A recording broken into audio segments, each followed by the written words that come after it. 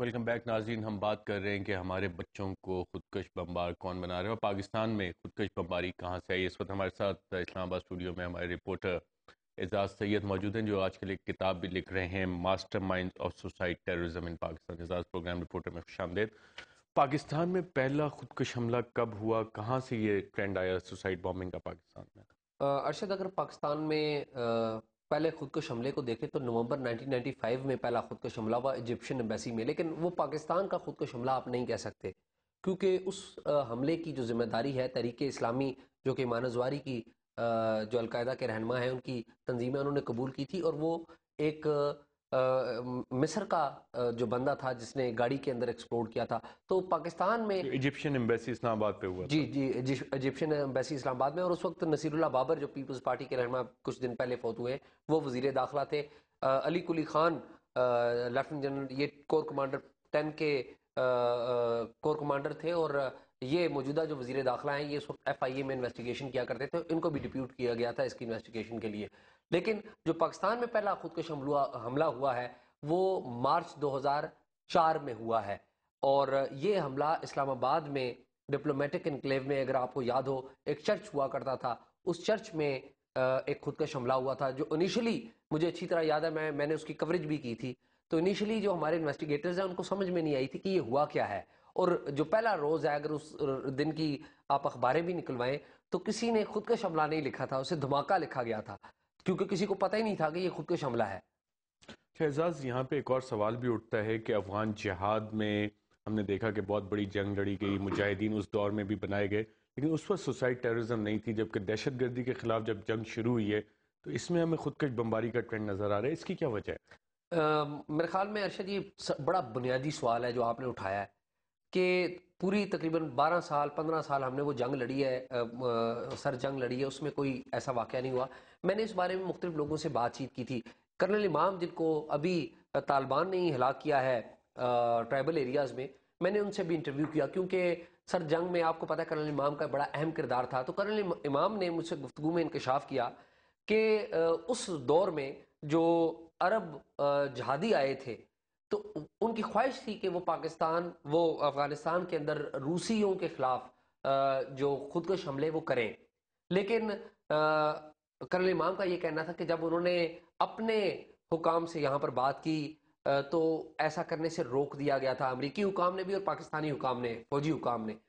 تو اس وقت ایسا نہیں ہوا. لیکن جب یہ سر جنگ ختم ہو گئی، 9/11 ہوا، تو ان میں سے کچھ لوگ اب ہمارے کنٹرول میں نہیں رہے، اور یہ وہی لوگ ہیں جو ایسا کر رہے ہیں. اعزاز، جو آپ کتاب لکھ رہے ہیں اس کا نام ہے master minds of suicide terrorism in Pakistan. ایسے کچھ ماسٹر مائنڈ سے بھی آپ کی ملاقات ہوئی ہے یا آپ نے آئیڈینٹیفائی کیا ہے؟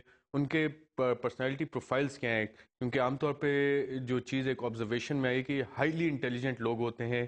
کیا آپ کا مشاہدہ بھی یہی بات کہہ رہا ہے؟ جی میں ارشد بالکل مجھے اتفاق ہوا ہے کچھ لوگوں سے، ایسے لوگوں سے ملنے کا بھی جنہوں نے 3-4 خودکش حملے آرگنائز کروائے ہیں، اور وہ جیلوں میں بھی کچھ قید ہیں. اور میں اس میں ضرور ذکر کروں گا سیکرٹری داخلہ جو سابق تھے، انہوں نے مجھے پرمیشن دی اور میں نے سندھ کی کچھ جیلوں میں گیا، اور ایک اور ذمہ دار پولیس افسر ہیں ان کی مدد سے میں بلوچستان کی کچھ جیلوں میں گیا، لیکن پنجاب نے مجھے اجازت نہیں دی. جیلوں کے اندر جو لوگ قید تھے میں نے ان سے بات کی، اور یہ ماسٹر مائنڈز تھے، ان کے پروفائل بڑے دلچسپ ہیں. میں حیران ہوا یہ باتیں دیکھ کے کہ سب سے زیادہ مذہبی پروفائل ہیں ان کے. اور میں نے ان سے یہ سوال کیا کہ یہ آپ نے ایسا کیوں نہیں کیا کہ خودکش حملے کے لیے آپ نے دوسرے بچوں کو تو سلیکٹ کر لیا، لیکن آپ نے خود ایسا کیوں نہیں کیا؟ تو ان کا یہ کہنا تھا کہ انہوں نے خود اس لیے نہیں کیا کیونکہ وہ یہ کام آگے بڑھانا چاہتے ہیں. اور ارشد سب سے مزے کی بات ہے کہ جتنے بھی جو پروفائلز ہیں ماسٹر مائنڈز کے جنہوں نے یہ آرگنائز کیے، ان میں سے کوئی ایک بھی جو فارمل مذہبی تعلیم کا حامل کوئی نہیں ہے. جو فارمل مذہبی تعلیم کا حامل ہے، کوئی ایک بھی فارمل مذہبی تعلیم کا حامل نہیں ہے. شہزاز، اس میں جس بچے کا ہم نے ناظرین کو انٹرویو دکھایا وہ اپنی چھٹیوں میں مدرسے کوئی 20 دن کے لیے گیا تھا، اور وہاں سے اسے سلیکٹ کیا گیا کہ آپ کو جہادی تربیت کے لیے بھیجا جائے. مدرسوں کے اوپر ہماری بہت سی سینسٹیوٹیز ہیں، ہمارے سوشو اکنامک کنڈیشنز بھی ایسے ہیں، اور اتفاق کی یہ بات ہے کہ پاکستان میں شاید یونیورسٹیز کم ہیں، کالجز کم ہیں، لیکن مدرسوں کی تعداد بہت زیادہ ہے. کیا مدرسے بھی ریکروٹمنٹ گراؤنڈ ہیں دہشت گردوں کے لیے، یا کہ ہم ڈینائل فیز میں اور ہم یہ ماننے کے لیے تیار نہیں ہیں؟ بدقسمتی ایسی ہے ارشد کہ تمام مدارس نہیں لیکن بعض ایسے مدارس ہیں جن میں یہ کام ہوتا ہے. میں اس سبجیکٹ سے ہٹ کے تھوڑا سا میں بیک گراؤنڈ میں بتاؤں. باچا خان نے جو اپنی آٹو بایوگرافی لکھی ہے اس میں تو انہوں نے الزام عائد کیا ہے کہ یہ جو مدارس ہیں یہ تو کلونیل دور کی ایک ایکسٹینشن ہے اور یہ ایک کلونیل کانسپریسی ہے.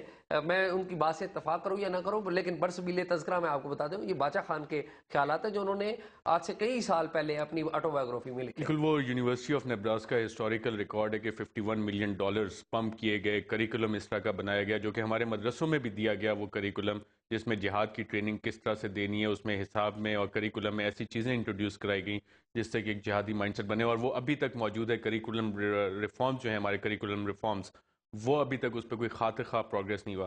ایک اور سوال اعزاز یہاں پہ آپ سے یہ بنتا ہے کہ جتنی آپ کی ملاقاتیں ہوئی ہیں ان سے ماسٹر مائنڈز آف ٹیرر جن کو آپ کہہ رہے ہیں، کیا کوئی آپ نے ایسا نتیجہ نکالا کہ اس پروسیس کو روکا جا سکے، ٹیررزم کے اور خاص طور پہ سوسائڈ بامبنگ کو کوئی لانگ ٹرم کوئی شارٹ ٹرم میئرز کیے جا سکتے ہیں؟ ارشد، خودکش حملوں کا کوئی شارٹ ٹرم سلوشن نہیں ہے اور پاکستان جس ملک میں ہم رہ رہے ہیں اس میں تو بالکل بھی نہیں ہے. پاکستان کے جو حکومت ہوتی ہے، یہ جو لوگ ہیں یہ ان کے بارے میں یقین کیے بیٹھے ہیں کہ یہ ان کی نمائندہ حکومت نہیں ہے، اس میں کچھ حکومت کی خامیاں بھی ہیں، کچھ کمزوریاں بھی ہیں. اس کے لانگ ٹرم سلوشن ہے. اس میں سب سے جو اہم سلوشن ہے وہ پاکستان میں تعلیمی نصاب کو چینج کرنا ہے. وہ آپ نے لانگ ٹرم لوگوں کو اور ایجوکیشن دینی ہے. تعلیم کے مواقع بھی لوگوں کو دینے. ناظرین، ہم نے آج کوشش کی کہ ہم یہ جان سکیں کہ ہمارے بچوں کو خودکش بمبار کون بنا رہا ہے. 2001 سے لے کے 2011 تک دہشت گردی کے خلاف جنگ کو تقریباً 10 سال ہو گئے ہیں، اور یہ دہشت گردی ہے کہ ابھی تک ختم ہونے کا نام نہیں لے رہی. اس میں یہ بھی کہا جاتا ہے کہ جب دہشت گردی کی اس طرح کی موومنٹ چلتی ہیں، انسرجنسی موومنٹ چلتی ہیں، تو ان کا ایک لائف سپین ہوتا ہے جو 10 سے 15 سال کا ہوتا ہے. 10 سال تو ہم نے دیکھ لیے. دعا یہ ہے کہ شاید یہ جلدی ختم ہو جائے اور ہمیں 15 سال تک نہ جانا پڑے. آج کے پروگرام میں ناظرین اتنا ہی. اجازت دیجیے گا. اللہ حافظ.